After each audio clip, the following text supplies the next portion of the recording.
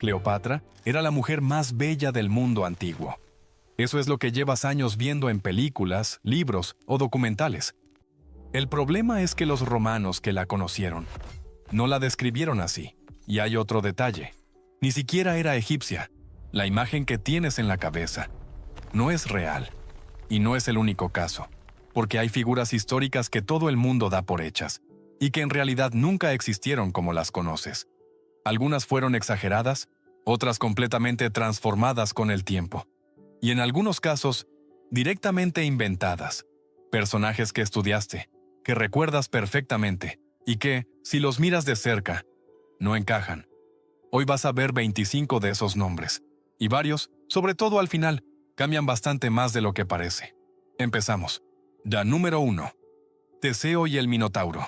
El laberinto que tal vez fue real. El mito dice que Teseo, príncipe de Atenas, navegó hasta Creta, mató al Minotauro en el laberinto del rey Minos y escapó guiado por el hilo de Ariadna. Es uno de los relatos fundacionales de la cultura occidental. Lo que la arqueología ha encontrado en Cnosos, el palacio minoico de Creta, es algo diferente y más perturbador que cualquier monstruo.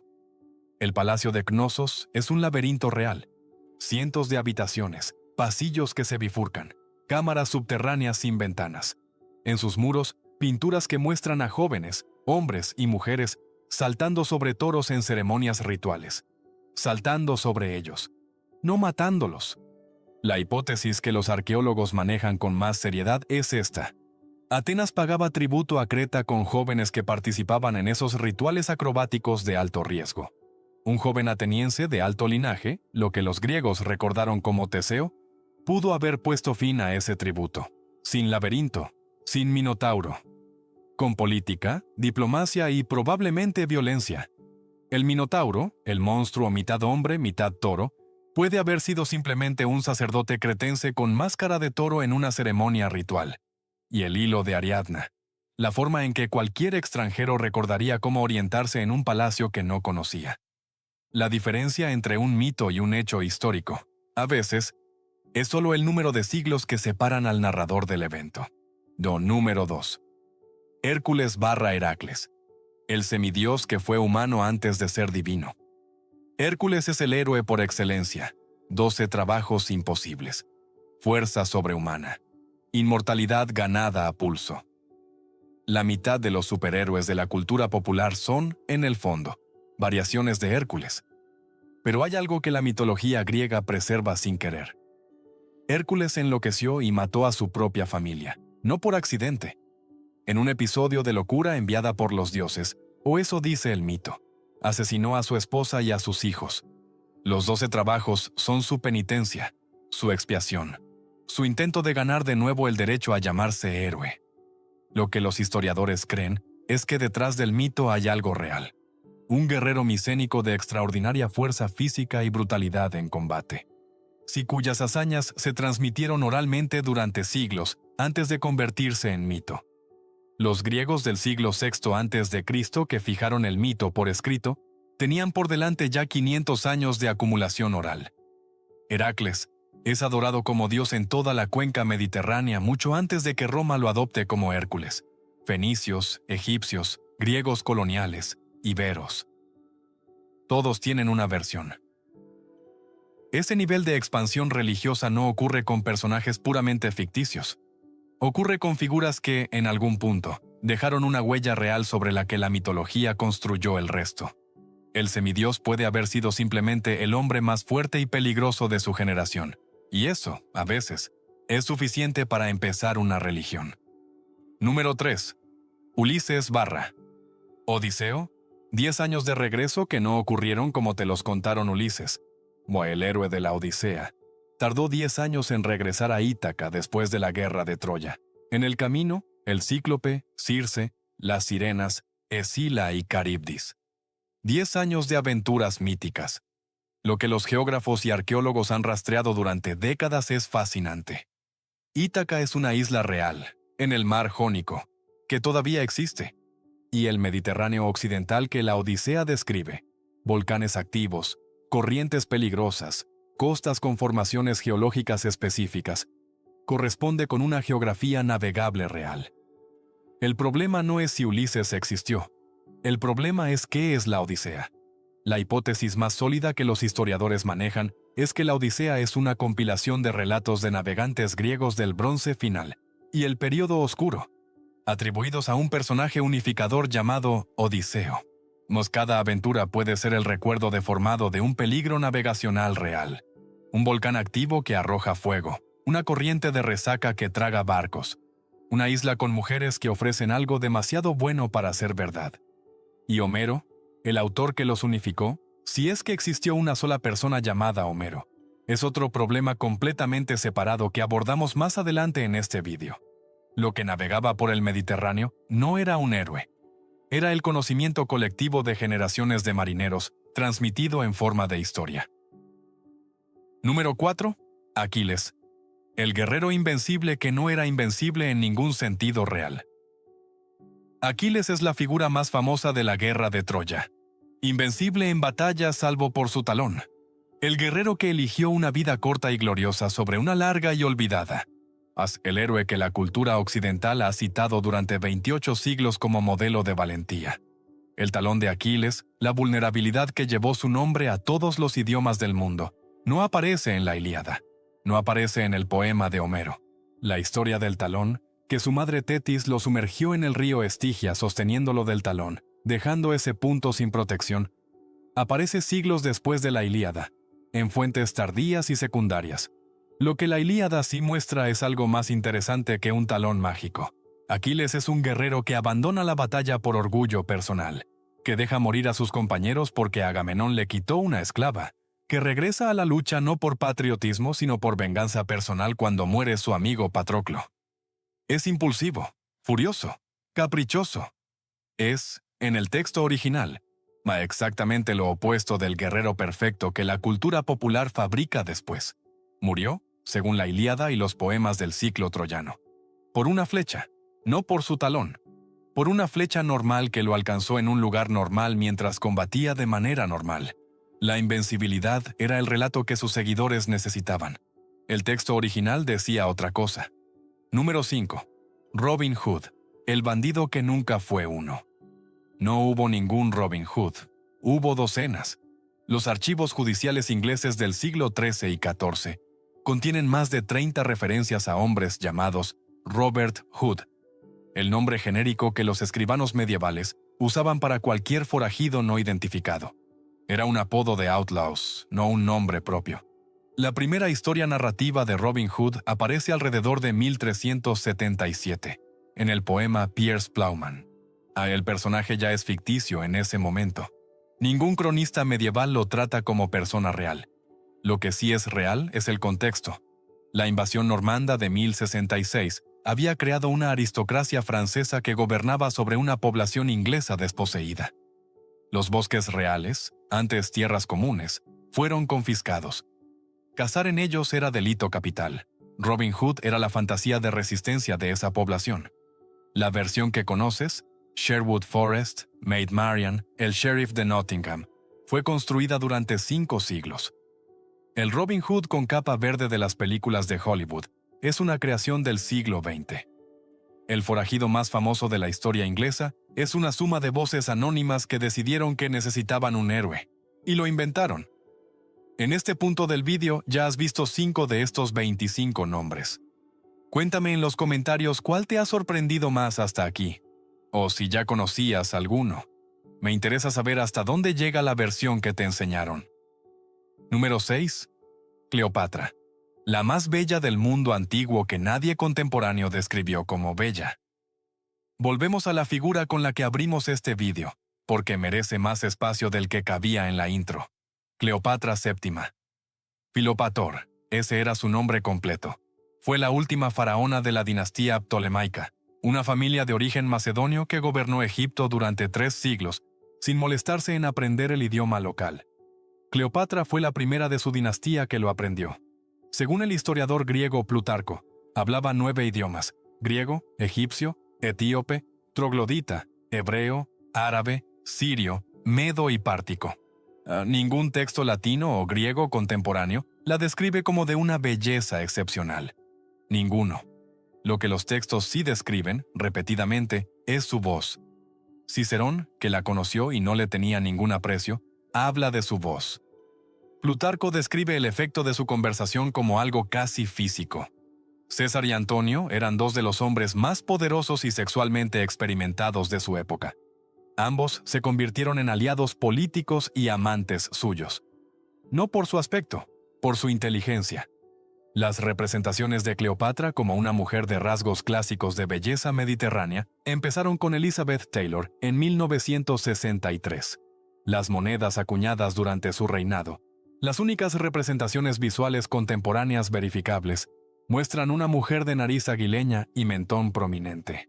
Lo que gobernó Egipto durante 22 años y desafió a Roma no era un rostro, era una mente. La historia decidió que era más fácil recordar un rostro. Número 7. San Nicolás de Bari, el obispo que se convirtió en marca. El hombre real del que deriva Papá Noel fue Nicolás de Mira, obispo de Licia en la actual Turquía, que vivió entre aproximadamente el año 270 y el 343 de nuestra era. Lo que sabemos históricamente, Nicolás heredó una fortuna familiar y la distribuyó entre los pobres. Asistió al concilio de Nicea en el año 325, donde se decidieron algunos de los dogmas fundamentales del cristianismo. Según la leyenda, probablemente apócrifa pero significativa, en el concilio de Nicea, Nicolás abofeteó al teólogo Arrio en pleno debate. La imagen del obispo pacífico que distribuía regalos a los niños tiene en su origen por una escena de violencia teológica en la mayor asamblea cristiana del siglo IV.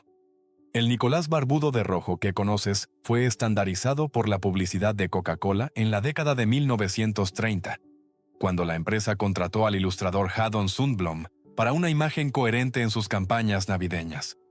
Antes de Sundblom, San Nicolás aparecía de múltiples formas: delgado, fornido, vestido de verde, de rojo, de marrón, con o sin barba.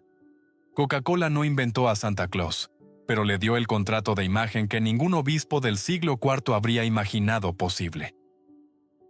Número 8. Merlín. El mago que fue, ante todo, un hombre que enloqueció. Merlín es el mago de Arturo, el consejero sabio, el hacedor de magia, el guardián de Excalibur. Es uno de los personajes más reconocibles de la literatura europea, y a través de ella, lo de la cultura popular global, y tiene con alta probabilidad un origen histórico que no tiene nada de mágico. El historiador y clérigo galés del siglo XII Godofredo de Monmouth construye a Merlín combinando dos figuras anteriores. Una de ellas es Myrdhin Wilt, un bardo galés del siglo VI que aparece en poemas medievales gaélicos tempranos. La historia de Myrdhin Wilt es inquietante, no mágica, inquietante. Según esos poemas, Myrdhin fue un guerrero que participó en la batalla de Arfderydd, en el norte de lo que hoy es Escocia, alrededor del año 573. Fue el bando que perdió, y la experiencia de esa derrota, de la masacre que presenció, lo dejó en un estado que los textos medievales describen con una sola palabra: loco.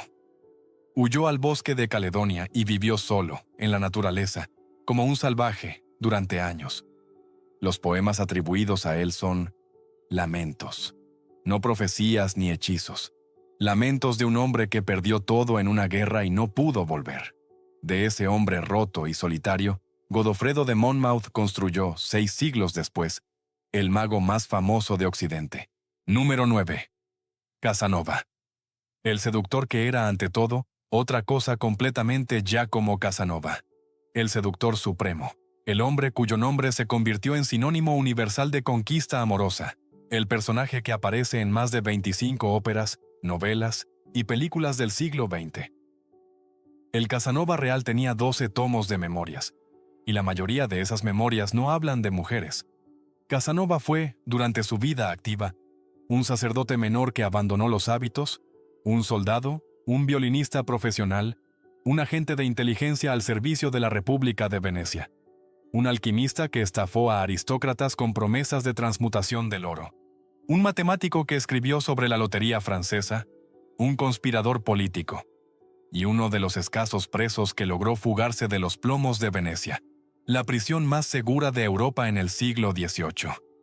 En sus últimos años fue bibliotecario de un conde bohemio, donde escribió sus memorias en un castillo de Bohemia.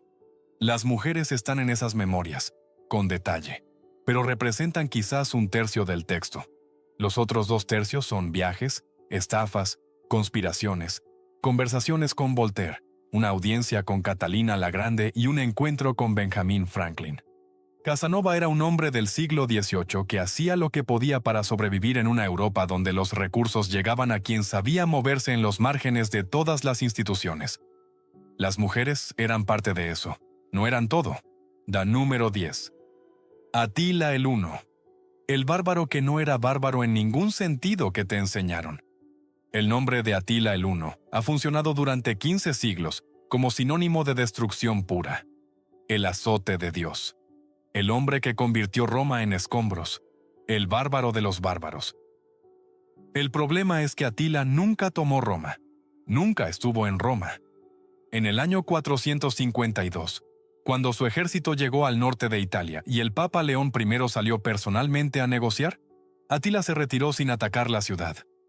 El saqueo de Roma que el imaginario popular le atribuye, lo realizaron los vándalos. En el 455, 3 años después de su muerte. Lo que sí hizo Atila es fascinante. Construyó uno de los estados políticos más complejos de la estepa eurasiática. Mantuvo una corte donde convivían hunos, godos, romanos y francos en roles de gobierno. No recibía embajadas romanas con protocolo diplomático preciso. El historiador Romano Prisco, que fue miembro de una de esas embajadas, describió la corte de Atila con detalles que suenan sorprendentemente sofisticados. Banquetes formales, discursos elaborados, intérpretes, protocolos de precedencia. El bárbaro que aterró a Roma hablaba latín. Usaba secretarios romanos. Y murió en su noche de bodas, de hemorragia nasal, en su propia cama. El azote de Dios murió en pijama. Número 11. Ricardo Corazón de León. El héroe inglés que odiaba a Inglaterra. Ricardo I de Inglaterra. El corazón de león. El cruzado heroico. El rey guerrero. El paladín del honor caballeresco inglés. Uno de los iconos de la identidad nacional inglesa, inmortalizado en estatuas frente al Parlamento de Westminster. Ricardo I pasó menos de 6 meses de su reinado de 10 años en Inglaterra. El país para él era, literalmente, una fuente de financiación.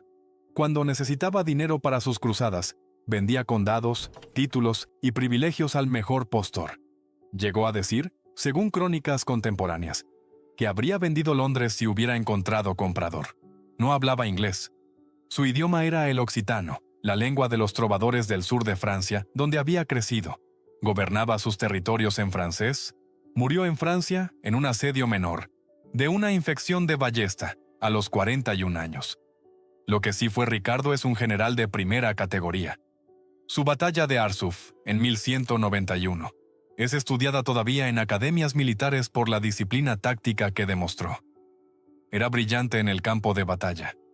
Pero el héroe de la identidad inglesa nunca estuvo en Inglaterra lo suficiente para aprender su idioma. Es uno de los casos más claros de cómo una nación construye sus mitos. No con lo que sus héroes hicieron allí, sino con lo que hicieron en otro lugar, que sonó lo suficientemente bien como para apropiárselo. Número 12. Billy el Niño, el asesino de 21 hombres que mató a 4 William Henry McCarthy, conocido como Billy the Kid. La leyenda dice que mató a 21 hombres, uno por cada año de su vida. El pistolero más famoso del oeste americano. La figura fundacional del mito del cowboy solitario frente a la ley. Los historiadores que han trabajado con registros judiciales del territorio de Nuevo México han logrado documentar con razonable certeza 4 muertes atribuibles directamente a Billy the Kid. 4, no 21.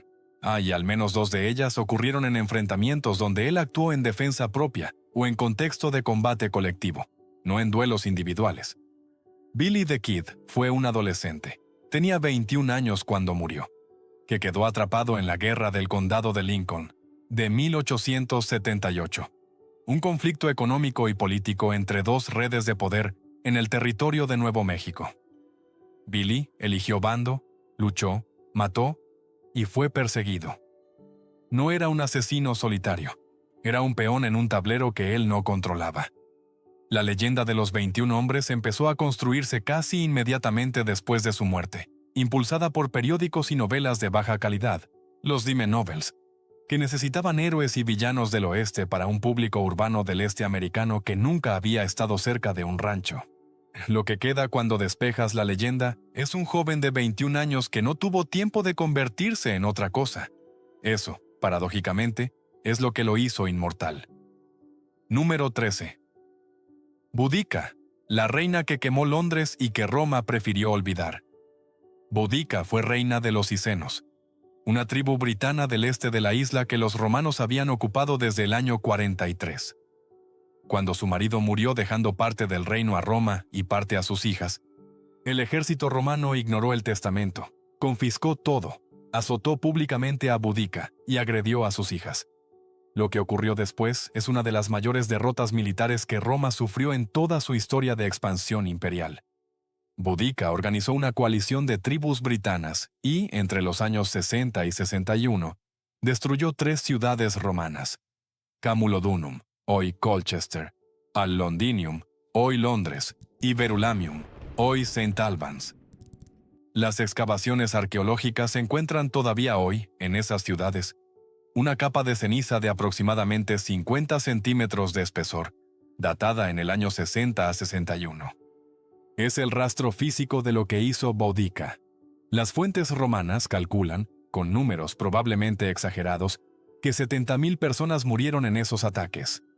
El gobernador romano Suetonio Paulino tuvo que abandonar Londinium para salvar su ejército. Roma estuvo a punto de perder Britania entera.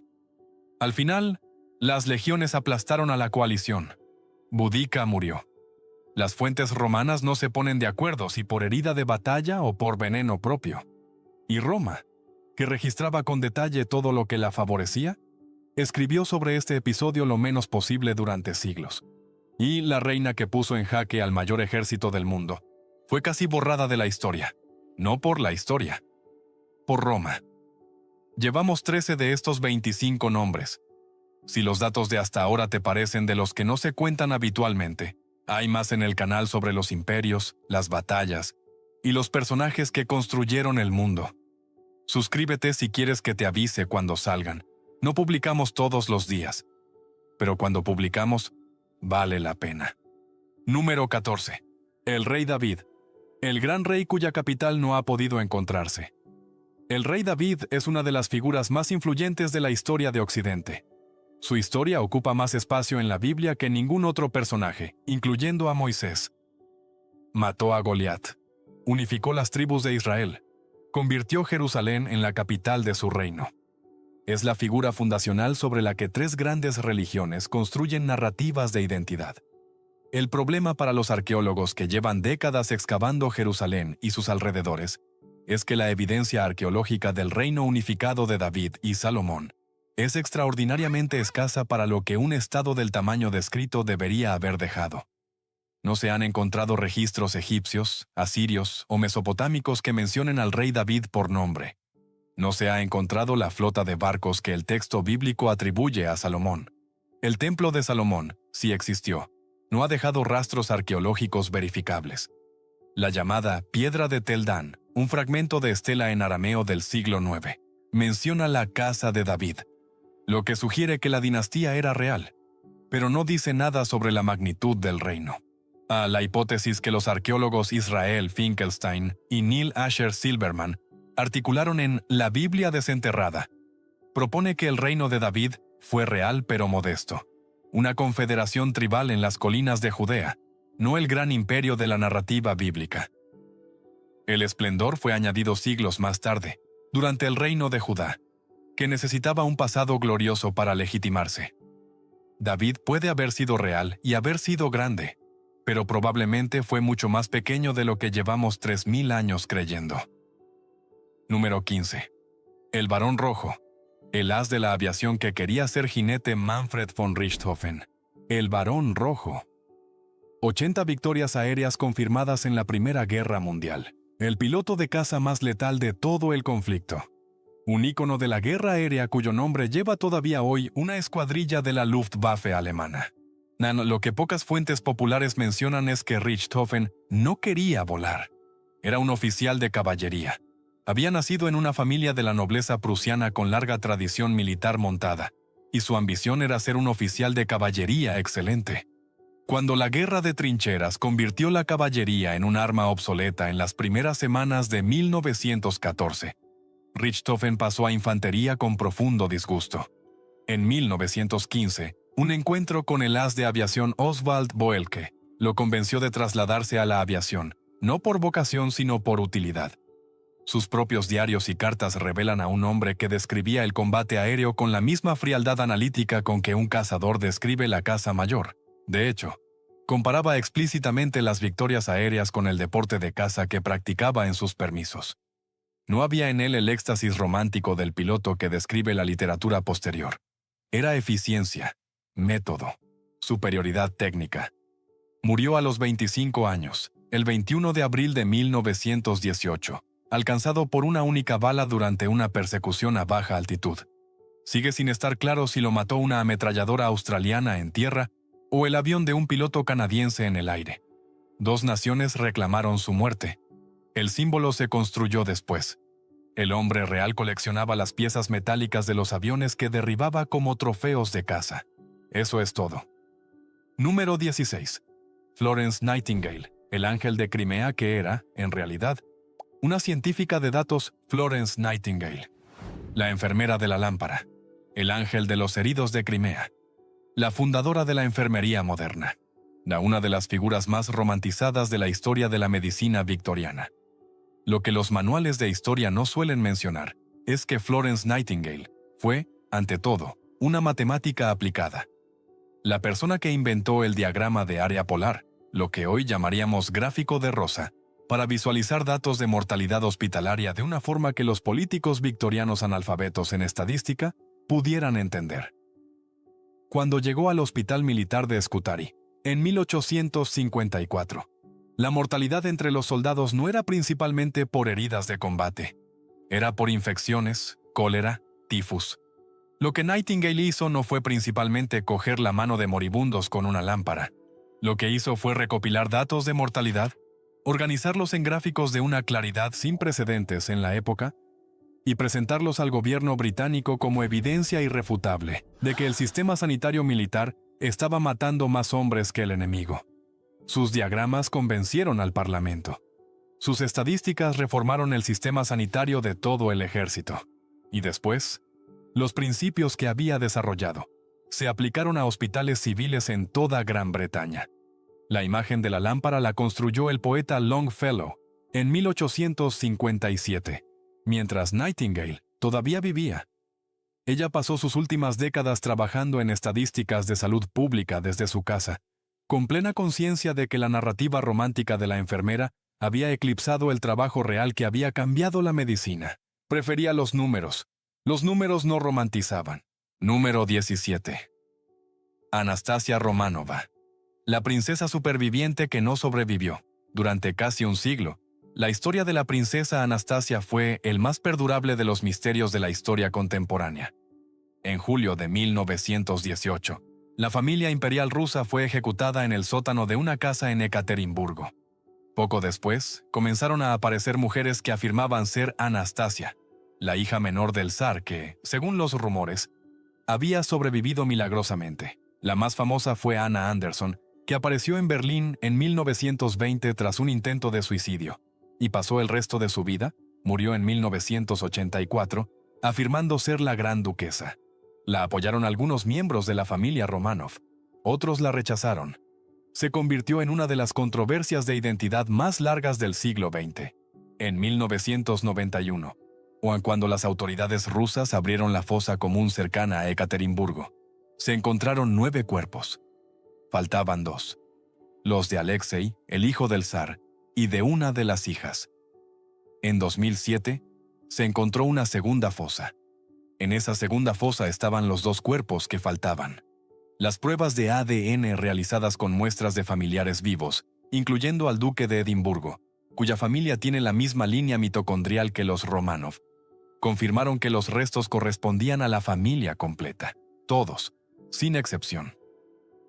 Anna Anderson fue sometida también a pruebas de ADN, con muestras de tejido preservado. Era Franziska Szankowska, una trabajadora de fábrica polaca con historial de trastornos mentales que había desaparecido de Berlín en el mismo periodo en que apareció Anastasia. Anastasia murió en 1918 con 17 años. La leyenda duró casi 100. Eso le da a la ficción una ventaja considerable sobre la realidad. Número 18. Jack el Destripador. El asesino cuya identidad no conoce nadie. Jack el Destripador. El asesino en serie más famoso de la historia. El nombre que inauguró una tradición cultural macabra. El asesino con apodo. Ha habido más de 300 propuestas de identificación en 130 años. Duques, médicos reales, artistas famosos, un primo del Kaiser, el propio Lewis Carroll. La realidad es que no sabemos quién fue, y el nivel de certeza con que algunos lo afirman es, en sí mismo, parte del problema. Lo que sí sabemos con razonable certeza, entre agosto y noviembre de 1888, al menos 5 mujeres fueron asesinadas en el barrio de Whitechapel, en el East End de Londres. Por ello, las investigaciones policiales de la época fueron problemáticas. La escena del crimen más importante fue alterada por un oficial policial que no quiso dejar una inscripción en la pared hasta que amaneciera. Esa inscripción fue borrada antes de que hubiera luz. Nadie sabe exactamente qué decía. Las cartas que se conservan bajo el nombre Jack el Destripador, incluyendo la famosa «Querido jefe», que dio origen al apodo, casi con toda probabilidad fueron escritas por un periodista para mantener viva la historia. La policía de la época así lo sospechaba. Nadie fue acusado formalmente. Los archivos se mantuvieron cerrados durante un siglo. Y cada generación ha necesitado su propio Jack, proyectando los miedos de su tiempo sobre un vacío que nadie ha podido llenar. El asesino más famoso de la historia puede haber sido, ante todo, una historia que alguien necesitaba contar. Número 19. María Antonieta. La reina que nunca dijo lo que le atribuyen «que coman pastel». Es la frase más famosa de María Antonieta. La frase que, en el imaginario histórico popular, resume la frivolidad absoluta de una reina indiferente al hambre de su pueblo. La frase que justifica, ante el público moderno, todo lo que vino después. María Antonieta nunca dijo esa frase, ni nada parecido. La frase proviene de las Confesiones de Jean-Jacques Rousseau, escritas en la década de 1760 y publicadas póstumamente en 1782. Rousseau la atribuye a una gran princesa sin nombre cuando tenía 6 o 7 años de edad. En ese momento María Antonieta todavía vivía en Austria con esa misma edad y sin ningún contacto con la realidad francesa. La María Antoinette real era una mujer de formación limitada pero de inteligencia política real, que se desarrolló con la práctica del poder. Reformó las rígidas etiquetas de Versalles, que encontraba absurdas. Apoyó la inoculación contra la viruela cuando todavía era polémica. Gastaba con enorme libertad el dinero público. Eso sí es documentado y fue genuinamente escandaloso. Afrontó su juicio y su ejecución, según los registros de sus contemporáneos, que la vieron en esos momentos, con una serenidad que sorprendió incluso a sus enemigos. No era un monstruo. Era una reina del siglo XVIII, con los vicios de una reina del siglo XVIII. La frase la fabricaron los que necesitaban que lo fuera. Número 20. Juana de Arco. La santa que fue, ante todo, una herramienta política. Juana de Arco. La doncella de Orleans. La campesina francesa que escuchó voces divinas, venció a los ingleses, coronó al rey y fue quemada en la hoguera a los 19 años. Beata en 1909, santa en 1920. Símbolo nacional de Francia. Lo que el relato popular oscurece es la complejísima política que rodea cada paso de su historia. El proceso que la condenó en 1431 fue presidido por el obispo Pierre Cauchon, un eclesiástico que debía su carrera a los ingleses y al duque de Borgoña. No era un proceso religioso incontaminado. Era un proceso político diseñado para deslegitimar a Carlos VII de Francia, retirándole la narrativa de la misión divina. Si Juana era una hereje, sus victorias no eran voluntad de Dios. Si sus victorias no eran voluntad de Dios, Carlos VII no era rey por designio divino. No sé, el proceso de rehabilitación de 1456 25 años después de su ejecución, fue ordenado por el mismo Carlos VII, al que Juana había coronado. Para entonces, Carlos había recuperado casi toda Francia.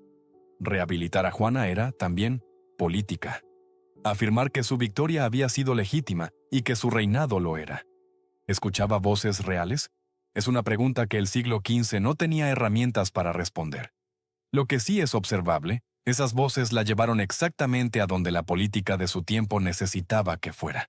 Y cuando dejó de ser útil, el mismo sistema que la había usado, la sacrificó. Número 21. El barón Münchhausen, el mentiroso que nunca mintió así. Karl Friedrich Hieronymus von Münchhausen fue un oficial militar alemán del siglo XVIII, y conocido por sus historias extraordinarias sobre sus aventuras en las guerras ruso-turcas. Su nombre se convirtió en sinónimo universal de mentira grandiosa y bravuconería fantástica. El problema, las historias que le dieron fama no las contó él. Las escribió un hombre diferente. Rudolf Erich Raspe era un académico alemán que había huido de Hannover después de ser descubierto robando joyas de colecciones que administraba. En 1785, en Londres, publicó en inglés un libro de cuentos fantásticos atribuidos a un personaje llamado Baron Munchausen, versión anglicizada del nombre real. Raspe había escuchado al barón real en reuniones sociales, o eso afirmaba, y usó su figura y reputación de gran narrador como marco para una colección de ficciones propias. El barón real, que todavía vivía cuando el libro fue publicado, protestó. Las ediciones alemanas posteriores expandieron los relatos con nuevas historias escritas por otros autores. El barón Münchhausen, histórico, no tenía control sobre ninguna de ellas. Lo que sí era el barón real era un hombre que narraba con gran entusiasmo sus aventuras militares reales, adornadas con hipérbole deliberada, en el estilo de narrador de mesa de la aristocracia alemana del XVIII. Era exagerado, pero la escala de la exageración es la de cualquier buen contador de historias, no la de volar hasta la luna en una bala de cañón. Su nombre lleva hoy un síndrome psiquiátrico. Él murió convencido de que le habían robado la identidad. En cierta forma tenía razón. O número 22. La reina de Saba, la reina que puede haber sido una ruta comercial. La Biblia la describe de forma breve pero memorable. Una reina que viajó desde sus tierras hasta Jerusalén para poner a prueba la sabiduría del rey Salomón con acertijos. Le llevó especias, oro y piedras preciosas. Salomón le respondió todas las preguntas. El Corán también la menciona. Las tradiciones etíopes la elevan a figura fundacional de toda una dinastía. El problema es que no hay prueba arqueológica de su existencia como individuo. Lo que sí existe arqueológicamente es el reino de Saba, en el sur de Arabia, en el territorio que hoy ocupa Yemen. Era un reino próspero, organizado, con escritura propia y un control monopolístico sobre las rutas del incienso y la mirra que conectaban Arabia con el Mediterráneo. Esas especias que la reina lleva como regalo a Salomón son precisamente el producto que Saba controlaba. La hipótesis más plausible. El relato de la reina de Saba es una versión mítica de las primeras relaciones diplomáticas y comerciales entre el mundo hebreo y el reino de Saba. La reina puede ser una personificación narrativa de una embajada comercial. Los acertijos y la sabiduría, el vocabulario que las culturas antiguas usaban para describir negociaciones diplomáticas. Si la reina de Saba existió como persona individual, dejó rastros menos claros que las rutas comerciales que su reino controlaba. A veces, el comercio es más real que los reyes que lo administran. Número 23. El verdadero Homero. El poeta que puede no haber existido. Homero es el autor de la Ilíada y la Odisea, los dos poemas fundacionales de la cultura occidental. Es el poeta griego por excelencia, el origen del canon literario europeo. Se le representa habitualmente como un anciano ciego. El problema es que no hay ninguna evidencia de que Homero existiera como persona individual. La llamada cuestión homérica es uno de los debates más largos de la filología clásica. Lo que la mayoría de los especialistas actuales acepta como hipótesis de trabajo más plausible es lo siguiente. La Ilíada y la Odisea son el producto final de una larga tradición oral de aedos, bardos griegos, que transmitieron y modificaron estos poemas durante siglos antes de que fueran escritos, probablemente en el siglo VIII antes de Cristo.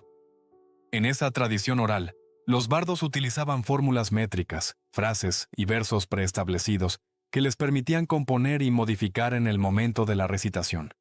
La investigación del filólogo americano Milman Parry, en los años 30 del siglo XX, demostró que los poemas homéricos están construidos exactamente con este sistema formulaico. Homero puede haber sido el nombre que los griegos daban a esa tradición colectiva, o puede haber sido el bardo que dio forma final a los poemas, o puede haber sido una figura de autoridad inventada para legitimar la versión escrita. Los griegos de la época clásica tampoco sabían con certeza quién era Homero o si había existido. La literatura más influyente de Occidente puede no tener autor, y eso no le quita un gramo de grandeza. Número 24. Pitágoras. El matemático que no inventó su teorema y dirigía una secta que castigó a un hombre por descubrir la verdad. Pitágoras de Samos, el matemático más famoso de la historia. El hombre que demostró que en un triángulo rectángulo el cuadrado de la hipotenusa es igual a la suma de los cuadrados de los catetos. El teorema que lleva su nombre y que millones de personas aprendieron en la escuela. Pitágoras no inventó ese teorema.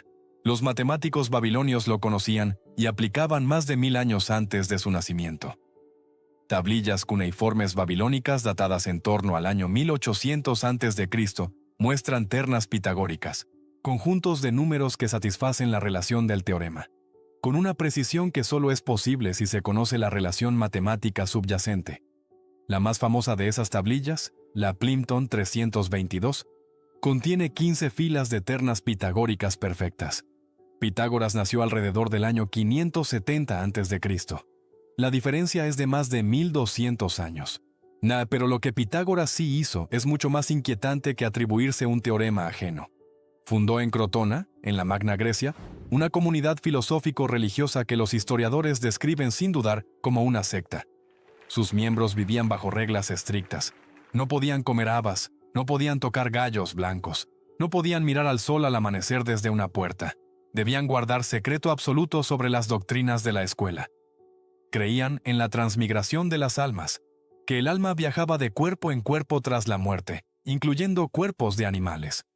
Cuando uno de sus discípulos, Hipaso de Metaponto, descubrió que la raíz cuadrada de 2 es un número irracional, un número que no puede expresarse como fracción, y lo hizo público, la tradición pitagórica dice que fue expulsado de la secta. Otras versiones dicen que fue ahogado en el mar, porque lo que había descubierto contradecía la doctrina de Pitágoras, según la cual todo en el universo podía expresarse en números enteros o fracciones. 25 nombres.